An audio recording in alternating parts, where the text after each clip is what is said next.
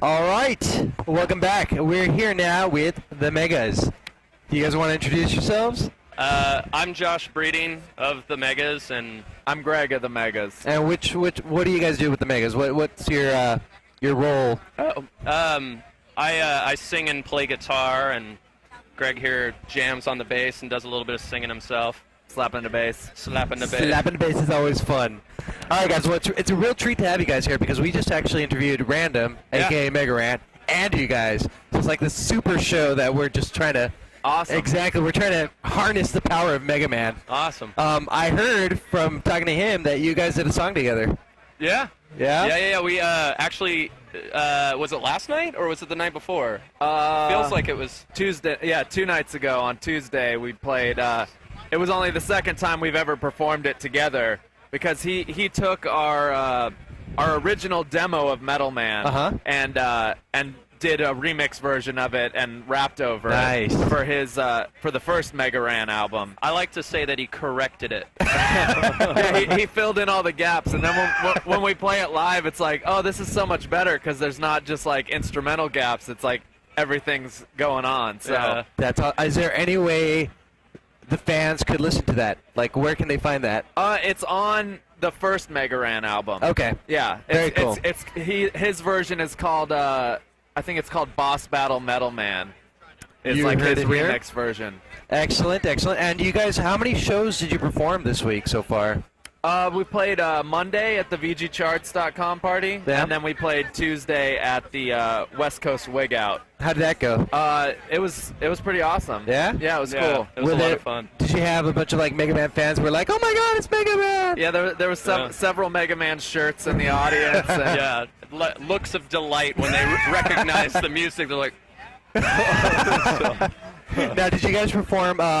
From which album did you perform your songs? mostly from the Get Equipped album, the Mega Man 2 Yeah. stuff. And then we played, I think, 3 Mega Man 3 songs. So you debuted your Mega Man 3 songs at that show? Yeah, we played our Sparkman song and our Mega Man 3 intro song. Part of it, at least, not the whole thing. And That is awesome. And then we played Wily 3-4 is like the newest song that we've been. Now, of course, the follow-up question is, where can fans hear that? You can definitely find the Sparkman song a lot of places on YouTube because we've played it at a bunch of shows.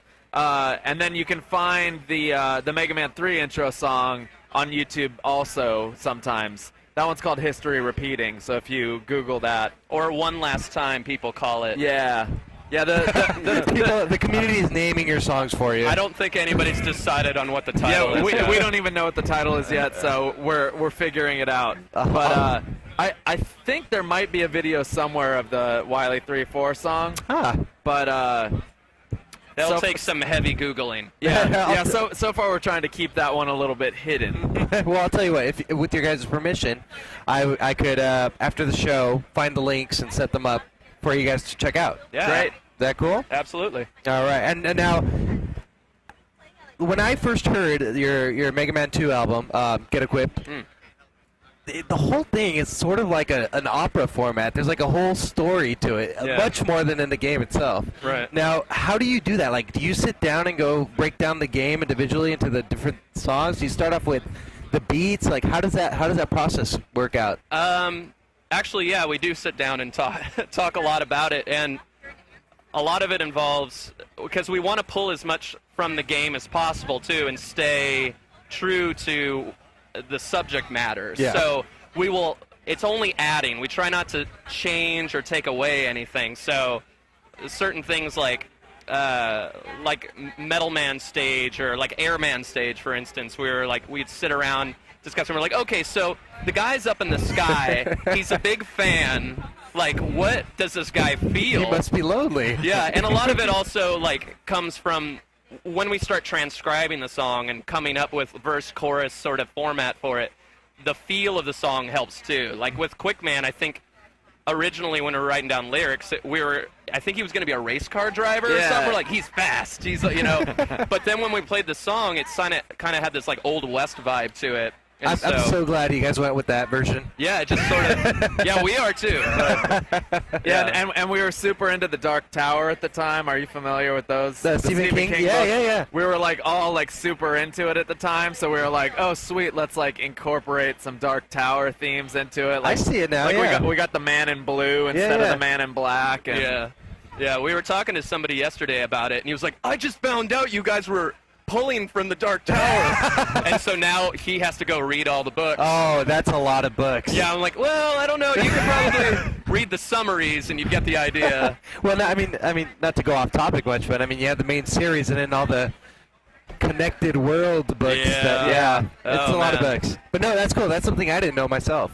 Yeah. Very cool. Yeah, and then the Mega Man 3 album, it's almost more rock opera-y. Like there's definitely more of like a character arc from the beginning to the end of the album, especially with like your main characters of Mega Man and Dr. Light, and introducing Proto Man into the mix and all that kind of stuff. I think the interesting thing about Mega Man 3 is less like Mega Man 2. I felt like we had to add a lot of story and like kind of come up with things, and 3.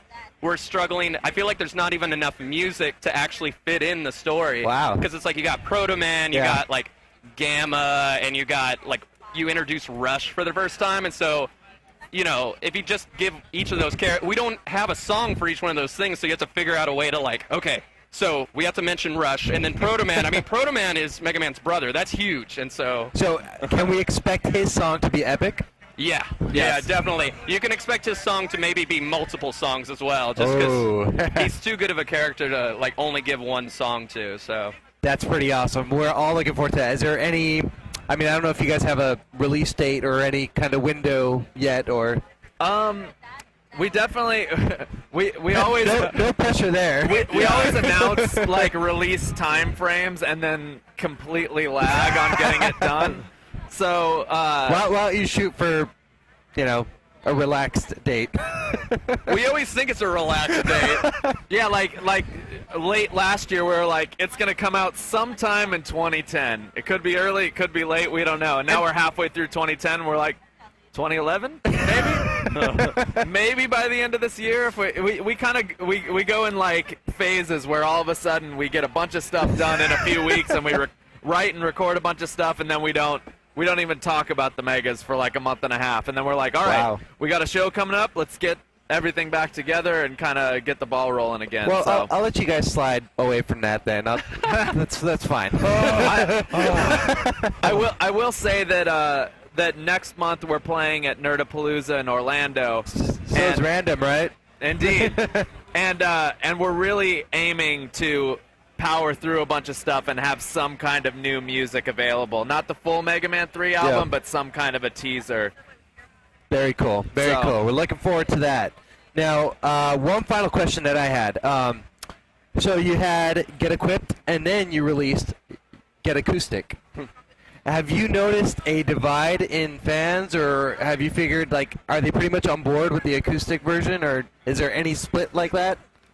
I think people, for the most part, everyone loves it, and I think we sort of treated it as a correction to Get Equipped, because when we did Get Equipped, we put a lot of love and time into it, but we were just learning how to record, and with Get Acoustic, we were like, oh, we're a lot better at this now. So it was kind of it was a service to the old album, but at the same time like a remix. So I don't think there's been a divide, but we're definitely surprised and delighted with it.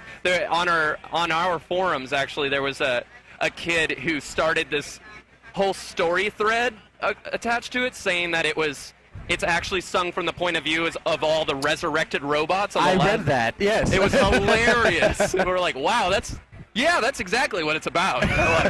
I was when I first listened to it, I was a little confused from the point of view too at the very beginning, because I think one of the songs is actually told from an outside point of view, and I think that's Crash Man. Oh, well, not necessarily. Well, it switches point of views like, periodically, so we don't want to. Crashman, there's been a lot of debate over that song, and we kind of don't like to give you the answer. And also, I feel half the time we